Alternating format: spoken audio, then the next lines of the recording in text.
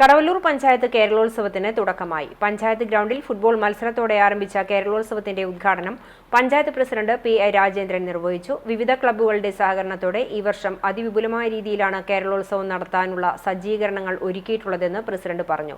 ഉദ്ഘാടന ചടങ്ങിൽ vice president Fousiya, panchayat standing committee ചെയർമാൻമാരായ പ്രഭാത് മുല്ലപ്പള്ളി, ജയകുമാർ പുളയ്ക്കൽ, ബിന്ദു ധർമ്മൻ, പഞ്ചായത്ത് സെക്രട്ടറി ഉല്ലാസ് കുമാർ, സാമൂഹിക രാഷ്ട്രീയ പ്രവർത്തകർ തുടങ്ങിയവർ പങ്കെടുത്ത് സംസാരിച്ചു.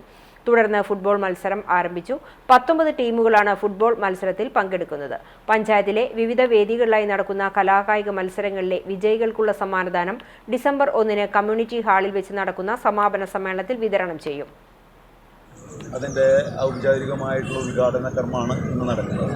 ഇവിടെ അതിന് ബന്ധപ്പെട്ട മുഴുവൻ ആളുകളും എത്തിയിട്ടുണ്ട്, മുഴുവൻ ടീമുകളും എത്തിയിട്ടുണ്ട്.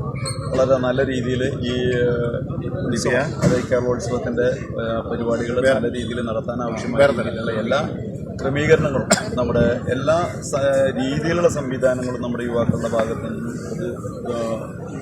ക്ലബ്ബുകളുടെ ഭാഗത്തു നിന്നൊക്കെ, പൊതുപ്രസ്ഥാനത്തിൻ്റെ ഭാഗത്തു നിന്നൊക്കെ ഉണ്ടായിട്ടുണ്ട്. എല്ലാവരും നല്ല രീതിയിൽ ഇതിൻ്റെ പരിപാടികൾ നടത്തിയിട്ടുണ്ട്.